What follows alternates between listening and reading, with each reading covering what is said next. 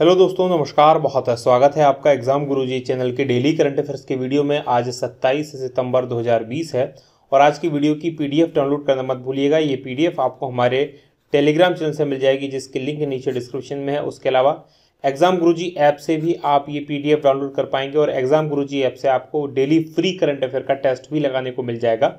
तो आज ही app download कर लीजिए अगर अभी आपने ऐप डाउनलोड नहीं किया है तो। ये हमारी मध्य प्रदेश जेल प्रहरी के लिए टेस्ट सीरीज है, एमपीपीएससी के लिए टेस्ट सीरीज है, एमपीपीएससी के लिए प्रिंटेड नोट्स है। इसके अलावा एमपीजीके की बुक हिंदी और इंग्लिश दोनों में उपलब्ध है और एमपीपीएससी के नोट्स हिंदी और इंग्लिश दोनों भाषाओं में उपलब्ध हैं। ये हमारा फुल कोर्स है। अधिक जानकारी के लिए इस नंबर पर आप कॉल या व्हाट्सअप कर सकते हैं। आगे बढ़ेंगे, बात करेंगे थॉट ऑफ द डे की। जो आज का हमारा मोटिवेशनल पावरफुल थॉट है कि कठिन परिश्रम और निरंतर प्रयास ये मंत्र है सफलता का। अगर आपको जिंदगी में सफलता प्राप्त करनी है तो दो चीज़ें अपने साथ रखें। एक, लगातार कठिन परिश्रम करना ना भूलें, क्योंकि कठिन परिश्रम का दुनिया में कोई विकल्प नहीं है, इसका कोई तोड़ नहीं है। जो कठिन परिश्रम अपनी लाइफ में करते हैं उसको सफलता अवश्य मिलती है। और साथ ही ये कठिन परिश्रम ऐसा नहीं कि एक दिन तो आपने कठिन परिश्रम कर लिया, 365 दिन में से एक दिन तो 365 दिन में के जो 24 घंटे होते हैं, 24 घंटे में से 18 घंटे काम कर लिया, बाकी आप 2 घंटे भी काम नहीं कर रहे। आपको क्या करना पड़ेगा? कठिन परिश्रम के साथ निरंतर प्रयास को भी जोड़ना पड़ेगा और दोनों ये जब एक साथ मिलते हैं तो सफलता अवश्यंभावी हो जाती है। यानी कि आपको सफलता प्राप्त करने से कोई नहीं रोक सकता है। तो इसी थॉट के साथ आगे बढ़ेंगे, बात करेंगे क्योंकि रिवीजन कल के पड़ेगा करंट अफेयर के प्रश्नों का। पहला प्रश्न है कि बिहार विधानसभा चुनाव के 3 चरणों में मतदान की मतगणना कब होगी? तो ये 10 नवंबर को होगी। दूसरा प्रश्न, विश्व फार्मासिस्ट दिवस कब मनाया जाता है? तो ये 25 सितंबर को मनाया जाता है। तीसरा प्रश्न है कि हाल ही में भारत ने किस मिसाइल का सफल परीक्षण किया है? तो ये पृथ्वी 2 मिसाइल है। चौथा प्रश्न है कि भारतीय चिकित्सा परिषद के स्थान पर कौन सा आयोग 25 सितंबर से अस्तित्व में आ गया है? तो राष्ट्रीय चिकित्सा आयोग। पांचवा प्रश्न कि किस राज्य के मुख्यमंत्री ने मोक्ष कलश योजना 2020 को मंजूरी दी है? ये राजस्थान के मुख्यमंत्री द्वारा दी गई है। छठवां प्रश्न है कि हाल ही में किस पार्श्व गायक कोविड-19 के कारण का निधन हो गया? तो इनका नाम था एसपी बालासुब्रमण्यम। और सातवां प्रश्न कि किस परमाणु वैज्ञानिक का कोविड-19 से निधन हो गया है? इनका नाम था डॉक्टर शेखर बसु। वहीं आठवां प्रश्न है कि पीसी ब्रांड एसर इंडिया के नए ब्रांड एम्बेसडर कौन बने हैं? और ये बने हैं सोनू सूद। और नवा प्रश्न है कि वैश्विक महामारी कोरोना के कारण इंडोर हॉकी विश्व कप कब तक के लिए स्थगित कर दिया गया है? तो इसको 2022 तक के लिए स्थगित किया गया है। 10वां प्रश्न है कि अखिल भारतीय फुटबॉल महासंघ ने 2019-20 के लिए फुटबॉलर ऑफ द ईयर किसे चुना है? तो पुरुष वर्ग के अंदर गुरप्रीत सिंह संधू और महिला वर्ग में संजू यादव। ये थे हमारे कल के पढ़े करंट अफेयर के प्रश्नों का क्विक रिवीजन। आगे बढ़ेंगे, आज के प्रश्नों की बात करेंगे। आज के करंट अफेयर का पहला प्रश्न है कि प्रधानमंत्री नरेंद्र मोदी ने 26 सितंबर को किस संगठन के 75वें अधिवेशन को संबोधित किया है? और ये है संयुक्त राष्ट्र महासभा को संबोधित किया गया प्रधानमंत्री जी के द्वारा। यानी कि बी ऑप्शन प्रश्न का सही उत्तर है। डिटेल देख लीजिए क्या है। तो भारत के प्रधानमंत्री नरेंद्र मोदी और इन्होंने संयुक्त राष्ट्र महासभा के 75वें अधिवेशन को वर्चुअली संबोधित किया। यानी इसका आयोजन वीडियो कॉन्फ्रेंसिंग के माध्यम से हो रहा है और प्रधानमंत्री जी ने इसको संबोधित किया है। तो प्रधानमंत्री ने यहाँ पर एक सवाल किया है और बड़ा वाजिब और बड़ा इंपॉर्टेंट सवाल है भारत के लिहाज से। उन्होंने कहा है कि भारत को कब तक इस विश्व संस्था के निर्णायक ढांचे से अलग रखा जाएगा? निर्णायक ढांचे का मतलब निर्णय लेने वाला जो मुख्य जो संयुक्त राष्ट्र का संस्था है उसमें जो यूएनएससी है, यानी कि यूनाइटेड नेशंस सिक्योरिटी काउंसिल, उसमें भारत अभी स्थायी सदस्य नहीं है। हालांकि अस्थायी तौर पर सदस्य है, लेकिन स्थायी सदस्य भारत में नहीं है। तो भारत को कब तक इससे दूर रखा जाएगा, ये प्रश्न उन्होंने पूछा है। उन्होंने कहा है कि 1945 में जो दुनिया है अब वो दुनिया नहीं है। विश्व में बहुत परिवर्तन आ चुका है और भारत अपना विश्व के अंदर इतना योगदान दे रहा है कि अब उसको पूरी आवश्यकता है और पूरा अधिकार है कि वो इस विश्व संस्था में अपना स्थायी प्रतिनिधित्व प्राप्त करे। प्रधानमंत्री ने कहा है कि भारत को इस बात का गर्व है कि वह संयुक्त राष्ट्र के संस्थापक सदस्यों में से एक है। अब बात करेंगे संयुक्त राष्ट्र संघ की। तो इसका मुख्यालय न्यूयॉर्क शहर में है, जो कि अमेरिका के में स्थित है। स्थापना हुई थी 24 अक्टूबर 1945 को। महासचिव एंटोनियो गुटेरस हैं। एंटोनियो गुटेरस आपको याद होना चाहिए कि पुर्तगाल के निवासी हैं। सदस्य देशों की संख्या 193 है। अब जो संयुक्त राष्ट्र की महासभा है वो संयुक्त राष्ट्र के 6 अंगों में से एक है और एकमात्र सर्वांगीण संस्था है, यानी कि यही केवल एकमात्र ऐसी संस्था है जिसमें सभी सदस्य देशों को समान अधिकार से वोट डालने का अधिकार प्राप्त है। संयुक्त राष्ट्र के समस्त सदस्य राष्ट्रों को इसमें समान प्रतिनिधित्व है।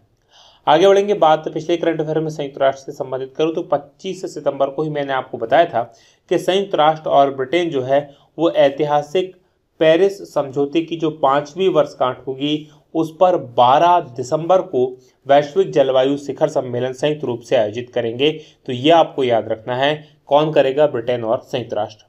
बात दूसरे प्रश्न की कि अंतर्राष्ट्रीय परमाणु हथियारों पर पूर्ण उन्मूलन दिवस कब मनाया जाता है, और ये दिवस मनाया जाता है 26 सितंबर को, यानी कि ए ऑप्शन प्रश्न का सही उत्तर है। डिटेल देख लीजिए क्या है।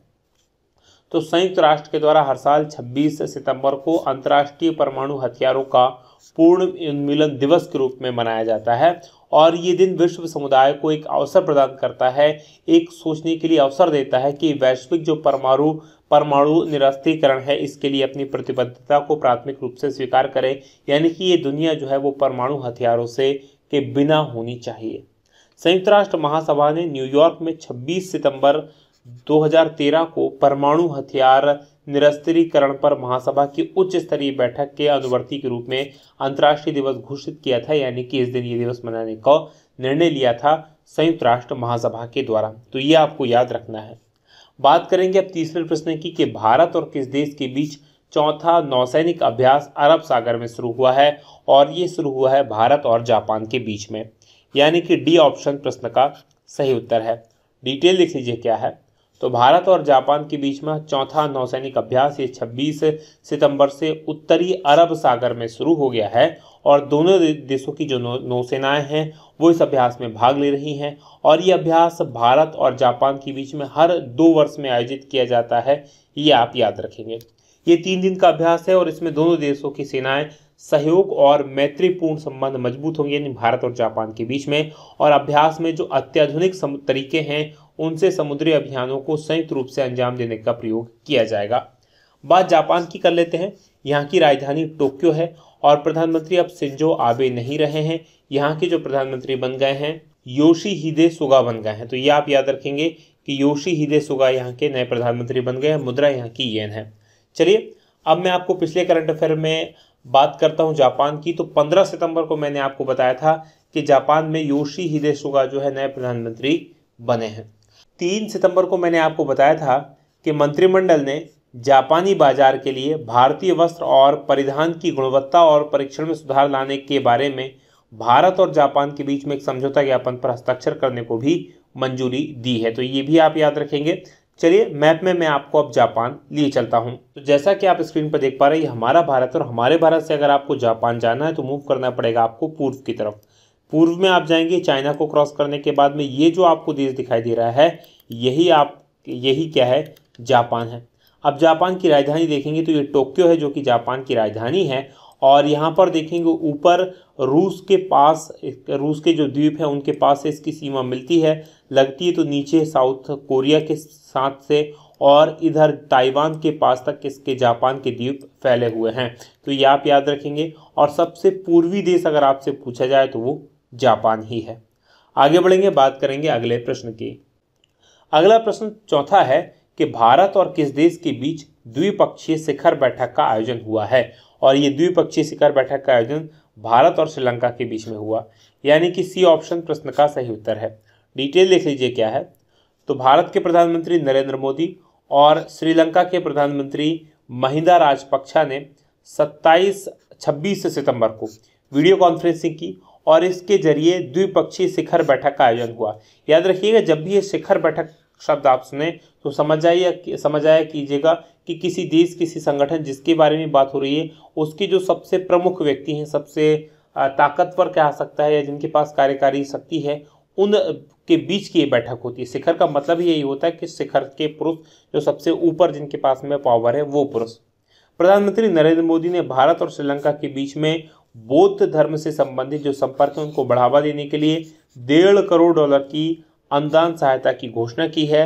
और दोनों नेताओं के बीच में ये सहमति भी बनी है कि भारत और श्रीलंका की से पहली उड़ान से पवित्र और बौद्ध जो तीर्थ स्थल है कुशीनगर, उसमें आने वाले श्रद्धालुओं को सुविधाएं उपलब्ध भारत कराएगा। बात करेंगे श्रीलंका की। यहाँ की राजधानी कोलंबो है। कोलंबो में स्थित है श्री जयवर्धनापुरे कोट्टे, वहां पर है। राष्ट्रपति कौन है? तो गोटाबाया राजपक्षे है, जबकि प्रधानमंत्री महिला राजपक्षे है। और यहाँ की मुद्रा श्रीलंकाई रुपया है। चलिए मैप में मैं आपको अब श्रीलंका लिए चलता हूँ। तो जैसा कि आप स्क्रीन पर देख पा रहे हैं, हमारा भारत है और हमारे भारत से अगर आपको श्रीलंका जाना है तो दक्षिण में मूव करेंगे आप। सबसे दक्षिण में देखेंगे तो यहाँ पर आपको दिखाई देगी पार्क स्ट्रीट। ये पार्क वे है। इस जगह को क्या कहा जाता है? याद रखिएगा, ये कहा जाता है पार्क की खाड़ी, और इसको कहा जाता है मन्नार की खाड़ी, गल्फ ऑफ मन्नार।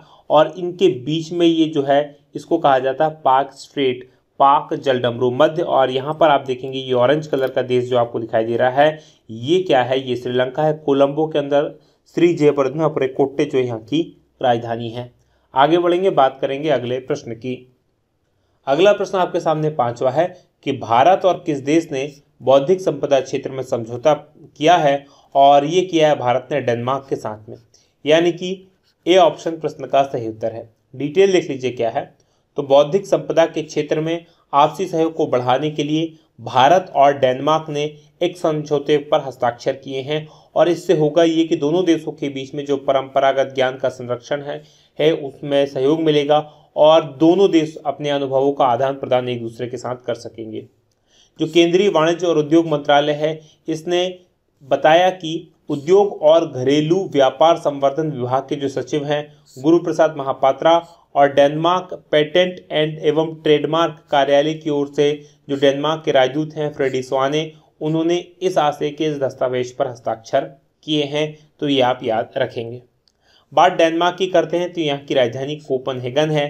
प्रधानमंत्री यहाँ के मैट फ्रेडरिक्सन है और मुद्रा यहाँ की डेनिस क्रोन है। चलिए मैप में मैं आपको अब डेनमार्क लिए चलता हूँ। तो जैसा कि आप स्क्रीन पर देख पा रहे हैं, ये हमारा भारत है और हमारे भारत से अगर आपको डेनमार्क जाना है तो मूव करना पड़ेगा आपको यूरोप में। ये आप देख पा रहे होंगे, ये यूरोप है और यूरोप में ये जो ग्रीन कलर का देश आपको दिखाई दे रहा है, यहाँ पर ये ग्रीन कलर का देश यही डेनमार्क है। डेनमार्क के आसपास कौन कौन से देश है? तो नीचे देखेंगे तो डेनमार्क की सीमा इधर जर्मनी के साथ में दक्षिण में लगी हुई है, जबकि ऊपर जो है इसमें स्वीडन के पास में ये स्थित है। इस तरफ देखेंगे तो ये नॉर्थ सी है और इस तरफ देखेंगे तो ये बाल्टिक सी है। तो ये आप याद रखेंगे, नॉर्थ सी, बाल्टिक सी, और यहाँ पर डेनमार्क है जिसकी राजधानी यहाँ पर कोपनहेगन आप देख पा रहे हैं। आगे बढ़ेंगे, बात करेंगे अगले प्रश्न की। अगला प्रश्न आपके सामने 6वां है कि किस देश के नव नियुक्त प्रधानमंत्री मुस्तफ़ा अदीब ने इस्तीफा दे दिया है? और ये जो थे लेबनान के प्रधानमंत्री थे।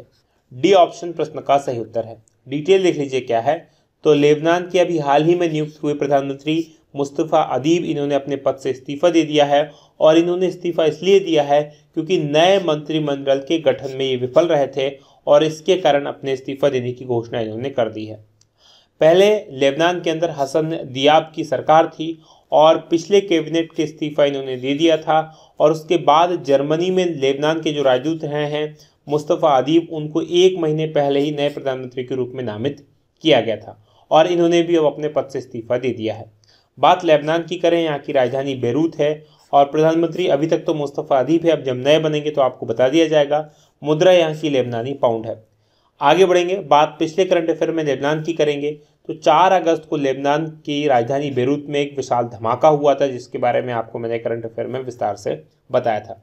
अब मैप में मैं आपको लेबनान लिए चलता हूँ। तो जैसा कि आप स्क्रीन पर देख पा रहे हैं, ये हमारा भारत है और हमारे भारत से अगर आपको लेबनान जाना है तो मूव करना पड़ेगा आपको थोड़ा सा पश्चिम की तरफ। पश्चिम में आप जाएंगे पाकिस्तान, ईरान, इराक और सीरिया को क्रॉस करने के बाद में ये जो आपको ब्लू कलर का देश दिखाई दे रहा है, ये लेबनान है। लेबनान की राजधानी यहाँ पर आप देखेंगे तो बेरूत है। इस तरफ देखेंगे लेबनान सीरिया के साथ में इसकी सीमा लगी हुई है, नीचे इजराइल के साथ में इसकी सीमा लगी हुई है और इधर ये जो है भूमध्य सागर है या मेडिटेरियन सी है। आगे बढ़ेंगे, बात करेंगे अगले प्रश्न की। अगला प्रश्न 7वां है कि किस प्रदेश सरकार ने एकीकृत पोर्टल यूराइस का शुभारंभ किया है? और इसका शुभारंभ किया गया है उत्तर प्रदेश के द्वारा। यानी कि सी ऑप्शन प्रश्न का सही उत्तर है। डिटेल देख लीजिए क्या है। तो उत्तर प्रदेश के मुख्यमंत्री हैं योगी आदित्यनाथ और इन्होंने यूराइज नाम का एक पोर्टल लॉन्च किया है और ये जो नई राष्ट्रीय शिक्षा नीति बनी है इसके क्रियान्वयन के साथ इस तरह का एकीकृत पोर्टल लॉन्च करने वाला देश का पहला राज्य उत्तर प्रदेश बन गया है। इस पोर्टल के माध्यम से छात्रों को ऑनलाइन परीक्षा, डिजिटल सामग्री मिल पाएगी, डिजिटल मूल्यांकन कर पाएंगे, डिजिटल परीक्षा पत्र मिलेगा, वेबिनार होंगे, इंटर्नशिप होगी, ई लाइब्रेरी की सुविधा मिलेगी, रोजगार के लिए रिकॉर्ड की गई वीडियो सामग्री यहाँ पर मिलेगी, व्यावसायिक, व्यावहारिक और तकनीकी ज्ञान भी उनको यहाँ से प्राप्त हो पाएगा। बात करेंगे उत्तर प्रदेश की तो मैप में देख लीजिए, यहाँ पर ये उत्तर प्रदेश है, सबसे अधिक जनसंख्या वाला राज्य है, राजधानी यहाँ की लखनऊ है, मुख्यमंत्री योगी आदित्यनाथ हैं, राज्यपाल आनंदीबेन पटेल हैं, लोकसभा की 80 सीटें हैं, राज्यसभा की 31 सीटें हैं, विधानसभा की 403 सीटें और विधान परिषद की 100 सीटें हैं।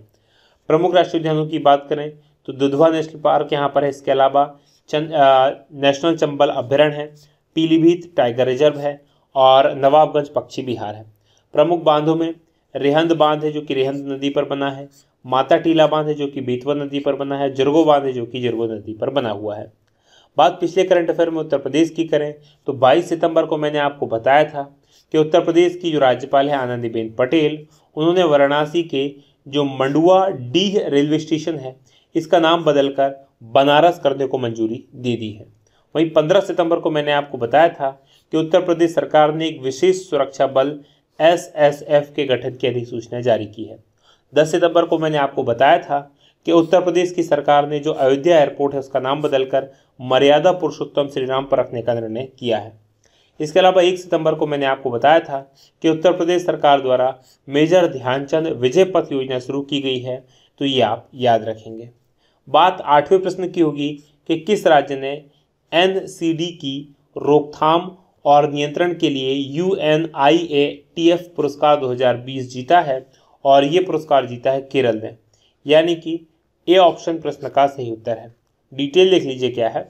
तो केरल ने संयुक्त राष्ट्र की अंतर एजेंसी टास्क फोर्स का गैर संक्रमण रोगों से संबंधित सतत विकास लक्ष्यों की दिशा में अपने उत्कृष्ट योगदान के लिए गैर संक्रामक की रोग जो होते हैं उनकी रोकथाम और नियंत्रण के लिए एक पुरस्कार जीता है, और केरल के जो स्वास्थ्य क्षेत्र में राज्य का जो प्रयास किया है उसको सम्मानित करने के लिए पुरस्कार दिया गया है।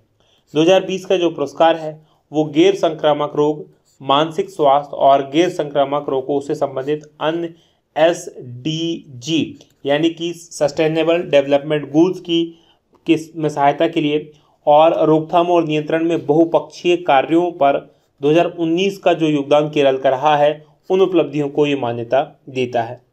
बात केरल की करते हैं तो दक्षिण भारत में स्थित है राज्य केरल। यहाँ पर आप मैप में देख पाएंगे राजधानी तिरुवनंतपुरम है, मुख्यमंत्री P विजयन है, राज्यपाल आरिफ मोहम्मद खान है। लोकसभा की यहाँ पर 20 सीटें हैं, राज्यसभा की 9 सीटें हैं, विधानसभा की यहाँ पर 141 सीटें हैं। वहीं प्रमुख राष्ट्रीय उद्यानों की बात करें तो एर्वाकुलम नेशनल पार्क है, साइलेंट वैली नेशनल पार्क है, silent valley national park super most important है, पेरियार नेशनल पार्क है, अन्नामुडी 16 नेशनल पार्क है और माथी केतान 16 नेशनल पार्क है। प्रमुख बांधों में इडुक्की बांध है जो कि पेरियार नदी पर, और पिची बांध है जो कि मनाली नदी पर है। बात पिछले करंट अफेयर में करें केरल की तो 1 सितंबर को मैंने आपको बताया था कि केरल जो है संयुक्त राष्ट्र के सतत विकास लक्ष्यों के साथ साथ अंगमाली में भारत के पहले अंतर्राष्ट्रीय महिला व्यापार केंद्र की स्थापना करेगा। इसके अलावा 9 सितंबर को मैंने आपको बताया था कि 96.2% साक्षरता के साथ केरल एक बार फिर देश में सबसे साक्षर राज्य बन गया है। NSO का ये डाटा है। और 7 सितंबर को बताया था कि केरल का जो एडनीर मठ है इसके प्रमुख थे केशवानंद भारती। आपने पॉलिटी जब पढ़ते हो तो कि केशवानंद भारती बात सुना होगा, ये वही स्वामी है केशवानंद भारती, इन्हीं के द्वारा ये केस लड़ा गया था। तो इनका 6 सितंबर को निधन हो गया है। बात अब 9वें प्रश्न की करेंगे कि टायर निर्माता कंपनी सीएट, इसके ब्रांड एम्बेसडर कौन बने हैं, तो ये ब्रांड एम्बेसडर बने हैं आमिर खान, यानी कि सी ऑप्शन प्रश्न का सही उत्तर है। डिटेल देख लीजिए क्या है। तो RPG एंटरप्राइजेस यानी कि राम प्रसाद गोयंका ग्रुप, इसकी टायर कंपनी है सीएट लिमिटेड, और इसने अभिनेता जो बॉलीवुड के हैं आमिर खान, इनको 2 साल के लिए ब्रांड एम्बेसडर के रूप में नियुक्त किया है, साइन किया है।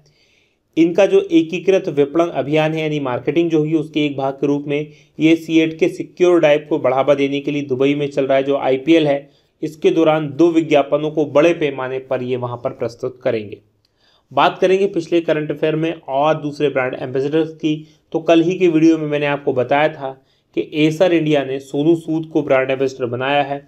उसके अलावा आकाश एजुकेशनल ने युवराज सिंह को ब्रांड एम्बेसडर बनाया है।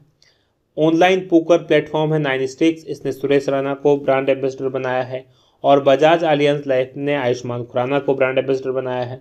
और स्पोर्ट्स आईबियर ब्रांड है ओकले, इसने रोहित शर्मा को ब्रांड एम्बेसडर बनाया है। बात करेंगे 10वें प्रश्न की कि केंद्र सरकार ने इलेक्ट्रिक वाहनों को बढ़ावा देने के लिए कितनी बैटरी चालित बसों और कितने चार्जिंग स्टेशंस को मंजूरी दी है।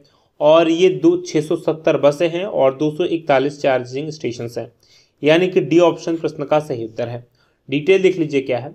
तो केंद्र सरकार ने बैटरी चलित गतिशीलता को बढ़ावा देने के लिए यानी इलेक्ट्रिक बसों को बढ़ावा देने के लिए 670 इलेक्ट्रिक बस और 241 चार्जिंग स्टेशंस को मंजूरी दी है। और faster adoption and manufacturing of hybrid and electric vehicle in India योजना, इस योजना को शॉर्ट में हम फेम योजना के नाम से जानते हैं। इसके दूसरे चरण में महाराष्ट्र, गोवा, गुजरात और चंडीगढ़ के लिए बसें और मध्य प्रदेश, तमिलनाडु, केरल, गुजरात और पोर्ट ब्लेयर के लिए चार्जिंग स्टेशंस को मंजूरी दी गई है। जो ये फेम योजना है ये भारत में इलेक्ट्रिक और हाइब्रिड वाहनों को बढ़ावा देने के लिए लागू की गई थी और इसका दूसरा चरण पिछले साल 2019 में शुरू किया गया था और इस दूसरे चरण का बजट करीब 10,000 करोड़ रुपए है। बात करेंगे अब हम कल के सवाल की। आज का हमारा करंट अफेयर यहीं तक था। कल मैंने आपसे प्रश्न पूछा था कि केंद्रीय मंत्री हरसिमरत कौर बादल ने इस्तीफा दिया है और ये किस मंत्रालय की मंत्री थी। तो ये जो हैं खाद्य प्रसंस्करण उद्योग मंत्री थी और इस मंत्रालय का अब अतिरिक्त प्रभार किसने ले लिया है, तो जो कृषि और कृषक कल्याण मंत्री थे नरेंद्र सिंह तोमर, उनको इसका मंत्री बनाया गया है। ये आप याद रखेंगे। अब आज के सवाल की बात करेंगे। आज का हमारा सवाल है कि विश्व बैंक के मानव पूंजी सूचकांक में भारत कौन से स्थान पर है। तो कमेंट करके बताइएगा कि इनमें से भारत किस स्थान पर है। ये वीडियो कैसा लगा बताना मत भूलिएगा। आज की बात करेंगे यहीं समाप्त। आप लोगों का बहुत बहुत धन्यवाद। जय हिंद, जय भारत।